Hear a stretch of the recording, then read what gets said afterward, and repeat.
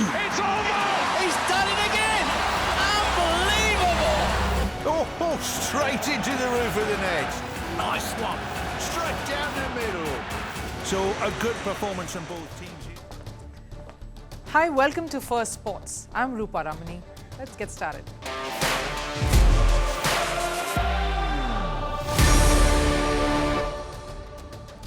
The Formula One controversy refuses to die down.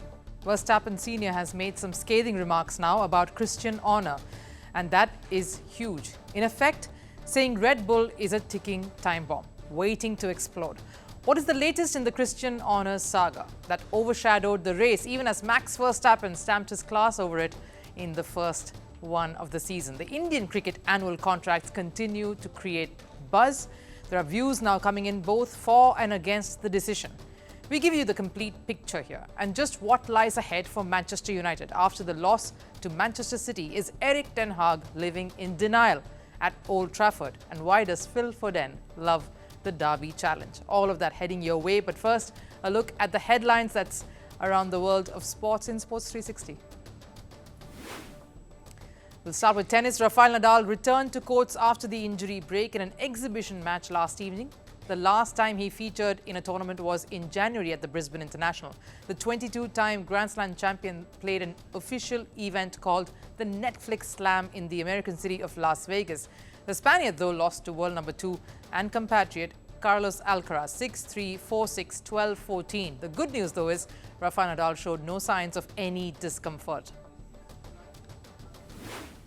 In basketball, NBA superstar LeBron James became the first player to score 40,000 points. The LA Lakers forward reached the milestone in his 21st season. James described the accomplishment bittersweet as the Lakers went on to lose to Denver Nuggets. Over in football, Real Madrid held off Valencia to a 2-2 draw in a La Liga match. Hugo Duro's header gave Valencia lead in the 27th minute. The hosts added another goal just 3 minutes later by Roman Yaremchuk. Vinicius Jr. scored a vital double to help Real Madrid equalize. Bellingham's injury time goal was ruled out as he scored it 2 seconds after the final whistle blew. Over in cricket, the Indian men's cricket team clinched the top spot in the ICC World Test rankings. This happened after Australia won against New Zealand in the Wellington Test over the weekend. India dethroned New Zealand with a stronger points percentage. And in athletics, Netherlands' Femke Bol rewrote her own world record in the 400-meter hurdle race. Bol clocked 49.17 seconds at the World Athletics Indoor Championships. She beat the previous mark of 49.24 that she herself had set 2 weeks ago at the Dutch National Championships. Formula One 2024 season got underway with the Bahrain Grand Prix on the 2nd of March. Red Bull dominated the proceedings with a 1-2 podium finish, and it was like deja vu. The results very similar to that of the 2023 season. If not the drivers, at least the teams finishing in the exact same position sort of reminded us of all that happened last year. Max Verstappen winning the Grand Prix, Sergio Perez finishing second, Ferrari's Carlos Sainz finishing third, and Charles Leclerc on fourth. Instead of Hamilton in fifth, it was his teammate, George Russell, grabbing the spot. Lewis Hamilton, who had a bad start, settled for the 7th position, and it was the McLaren duo of Lando Norris and Oscar Piastri finishing 5th and 8th respectively. Red Bull's domination was exactly like 2023. But there was one thing that set this season apart from that one. Red Bull grabbing all the headlines on and off the grid. Even as Max Verstappen was setting the tracks ablaze, his team principal Christian Horner was setting the social media platforms aflame. The dramatic turn of events is only gathering momentum as each day passes. When these accusations first came to light and Red Bull said the matter is being investigated, and Horner was in fact cleared, you thought that it's all done now, the matter has ended. And right then came the email leak. Christian Horner, who has been subject to severe criticism, was once again the topic of conversation. Horner's situation became even more tricky after the email leak, in fact, and the email carried intimate conversations with the female employee, and that's raised a lot of eyebrows. So much so that the Formula One community also questioned Red Bull's investigation. The other team bosses were also demanding some amount of transparency in the entire issue, but it is not dying down anytime soon. Over the weekend, when Red Bull took to the tracks, the focus was on Horner more than the car. One of the reasons for that, Christian Horner was attending the race with his wife, Jerry Halliwell. Horner was seen entering the Formula One paddock with his wife, and Halliwell was seen smiling and confidently holding on to Horner. We spoke about Red Bull's united front, but this was Horner trying to send a very loud message that he's not only had the support of his team, but also that of his wife, that all was well at home too. It was quite the show that he knew he was putting up. While the optics were all in place, the controversy still continued to mar the opening race, despite Horner choosing to refrain from commenting on it explicitly. I'm not going to comment on what motives whatever person may have for doing this. My focus is on this team, my family, my wife, and going racing. I have the support of an incredible family, of an incredible wife, of an incredible team, and everybody within that team. You can see what it meant to the whole team. Better to do your talking on track. The focus is now very much on the cars. Rather eloquently put there by Horner himself, the unbothered display by the duo comes after many speculated Halliwell's absence. Her presence surely proved a point here. But given the accusations Horner is facing, the picture tells quite the different story. But the biggest uproar in this matter has come from Verstappen's quarters. I'm referring to Father Verstappen. Former racer Jos Verstappen publicly called for Horner to be removed from his role in the Red Bull setup. He even went ahead and said Red Bull is in danger of being torn apart. His very words. There is tension here while he remains in position. The team is in danger of being torn apart. It can't go on the way it is. It will explode. He's playing the victim when he's the one causing the problems. Those are some strong words from Verstappen there. In fact, this is the very first time anyone connected with Red Bull, even remotely, has come out strongly objecting Horner's position, has come out bringing the apparent divide in the team out in the open and showing displeasure in this situation that the team finds itself in. All thanks to Christian Horner's case. The team principal himself, who is caught in the storm, may be confident of leading the side, but not everyone is impressed with the controversy surrounding Red Bull at the moment. Max Verstappen too was asked about the issue, but he denied to make any comment. However, he has neither backed Horner openly nor has taken a stand against him. Verstappen Jr. instead said he is behind Horner in his role as far as the team's performance is concerned. But Jos Verstappen's statement is a reflection of what the Verstappens think and stand for, doesn't it? The apple cannot fall that far away from the tree because we know Jos plays a central role, a very key role in his son's career and decision-making process. They are one when it comes to his development in this field and his role in Red Bull, from one racer to the other. Now, what about the governing body then? Formula One and FIA too are concerned about the sport's reputation. Both are believed to have held close-room discussions with Horner over the weekend. But neither has commented on the matter, at least, and neither will, at least until they've seen the investigation that was conducted by Red Bull. That's what reports say, and that's the tricky part. Red Bull have denied making the investigation public, and unless that happens, can FIA and Formula One take a decision on this really? But no governing body ought to sit on a landmine like this because any explosion is bound to take everyone down with it. More importantly, the reputation of the sport that lies at stake. In a very unprecedented surprise move, BCCI, or the Board of Control for Cricket in India, decided to not give Indian cricketers Shreyas Iyer and Ishan Kishan any contract for the year 2024. Now, I don't remember the last time such an action was taken. Though the release only said that they did not consider these two for a contract under any grade, what reports suggested, and many sources are saying, is that Shreyas Iyer and Ishan Kishan were punished for apparent insubordination. But this happened some days ago, and yes, we brought you all the details of it, but the matter is not resting, not yet anyway. Many prominent voices from around the world have weighed in on this very bold decision made by the board, and the opinion is divided. A lot of the former cricketers like Pragyan Ojha and Dilip Doshi have backed this move. Doshi in fact said that, and I quote, "I have no sympathy for the players who chose to ignore domestic cricket despite the strong advice."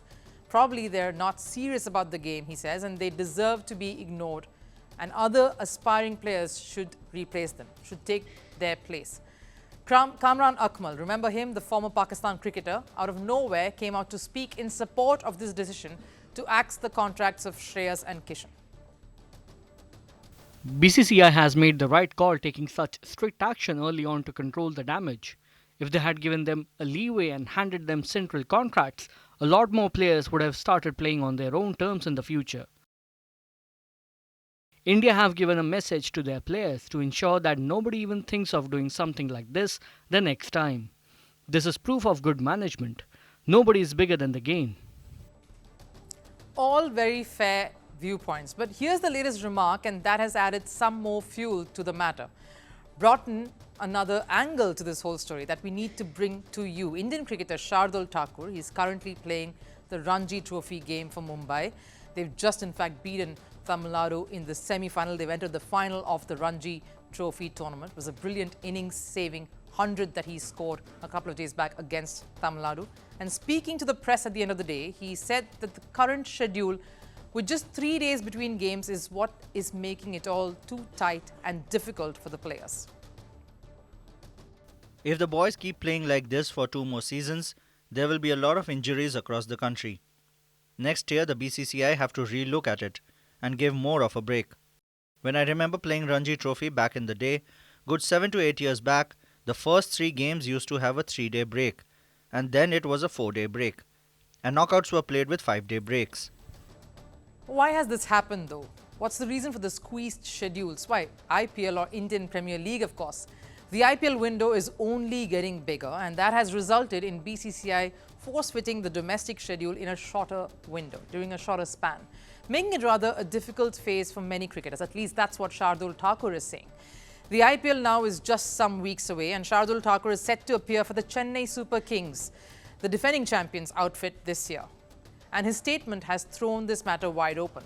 But even before this came in, a few voices have tried to support the players who seem to be out in the cold. Like Sunil Gavaskar, former India cricket captain, he said that he sympathized with Shreyas Iyer's situation. Iyer had also played in the Ranji Trophy game as asked by the Indian team management just before this test series started. So it's not as if he has refused to play the Ranji Trophy at all. He did miss the quarterfinals, but that was also the time he had informed the team management of his inability to play the third test match due to some pain in his back if he batted for some length of time. Well, he goes on to say that Shreyas Iyer probably did not feel up to the mark physically, and though the trainer at NCA may have okayed his fitness, the threshold of pain is really a very personal thing. It's very subjective. That's what Gavaskar said. And he also says he was not sure about Ishan Kishan's status or his reasons and why he was not playing domestic cricket, so chose not to really comment without knowing the complete picture there. But many former cricketers also saying that no one can be compelled to turn up for domestic duty constantly. When comments were being made on why Hardik Pandya was let off the hook, there came reports thereafter immediately that Hardik Pandya has been told to turn up for white ball domestic tournaments to make up for not playing tests because of his concerns, his fitness concerns. So not only have the different opinions kept this issue a much talked of one, but the latest statement made by an Indian cricketer has also seemingly put the cricket calendar under scrutiny. Back to the question of too much cricket. Either ways, it's a tough act to balance. The other boards are also in a very tricky situation here and would be observing and watching how this one really plays out in the months to come. Do stunning IPL performances really then change the equation? Because we know there's a T20 World Cup right after that. The truth is, only the BCCI has been able to deliver the diktat to its players, to keep decorum in some sense, in the manner that they view it. Some other boards are still stuck in a fight that is only going to grow in intensity in the months and years to come. The Manchester derby showed up a couple of things. That the gap between Manchester City and Manchester United is very wide. And when a Manchester derby comes around, you can be sure that Phil Foden is rubbing his hands and giving a silent grin somewhere. Yesterday's Premier League game between Manchester United and Manchester City certainly proved this.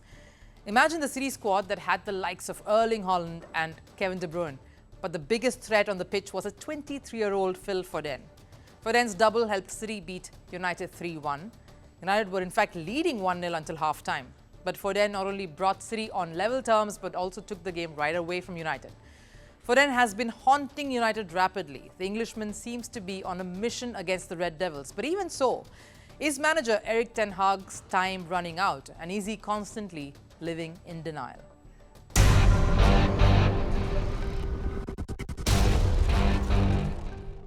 If you thought Manchester United would bring the momentum from their last Premier League win, then you'll be sadly mistaken. When City hosted United at the Etihad Stadium, many believed it to be a one-sided affair in City's favour. The pundits called it right, so did the fans and the meme makers. Manchester United was shaking in their boots, and the loss against City only reiterated that. Despite taking the early lead, Marcus Rashford's goal in the 8th minute gave out a statement from United's side. But the disparity in both the sides was visible right after the goal. If City were attacking to get the goal in, United were just looking to defend their 1-0 lead. The difference in mindset was evident on the pitch. Manchester City had 27 shots compared to that of United's 3. Manchester City had the possession for 73% of the game. The difference in numbers proves the massive gap between the two sides, and with those numbers, the game was bound to go in City's favour. And the breakthrough came from a young sensation, Phil Foden. Foden scored in the 56th minute to nullify Rashford's early goal. And unlike United, City kept attacking despite the 1-1 scoreline. It was Foden's 80th minute goal that swung the game in City's favour. With that, Foden has now scored 6 goals in the Manchester derbies. All 6 goals came in a span of 4 games, which also includes a hat-trick. The youngster has been United's biggest worry lately. It wasn't just his goals that hurt United. It was his ball movement on the pitch and the mockery he made of United's defence. His performance earned him praises from City boss Pep Guardiola. Always had the feeling to score goals. In the training sessions, always had the feeling. But now he's winning games. So to become a world-class player at that age, you have to win games. And always play good, always have incredible work ethic. It doesn't matter the position, no complaint. He lives to play football, but now he's winning games. That's why he's becoming a really important player for us and for national team from England. Foden has been City's biggest performer this season. He scored 18 goals in the 2023-24 season across all competitions. But for the youngster, the Manchester derby holds a lot of significance. My aim is to turn up in the big games. This is what I want to do, and I think this season I am proving that. I just need to keep working hard. I understand what it means for the fans, a derby at the Etihad. It means everything for me. To score as well is even better, but it was about the win today. After scoring 6 goals in the Manchester derby, Foden became part of an elite list that includes Wayne Rooney, Eric Cantona, Paul Scholes, Sergio Aguero, Erling Haaland and Marcus Rashford. Manchester United have many questions staring at them. The rest of the season is going to be rather gloomy, and Erik ten Hag is certainly a manager under fire. He may vehemently deny that there was no stark difference between the two teams, but the reality is there for all to see, and time is ticking for the United manager. Time for Last Serve. This is where we bring you some stunning sporting action that can take your breath away. And clearly, we're not done with snow or icy slopes just yet. Today, we take you to the mountain cliffs of Georgia, where skiers are showcasing their talent. Take a look.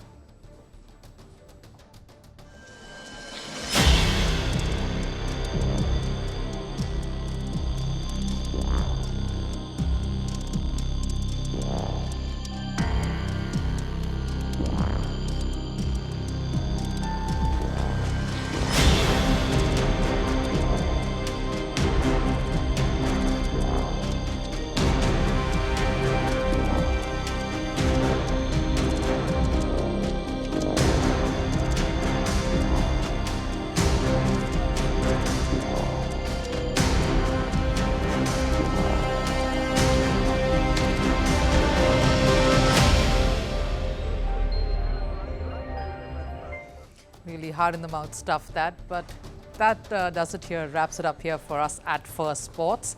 We hope you liked our broadcast today and thanks for joining in. I'll see you again tomorrow with some more interesting sporting action. Till then, bye.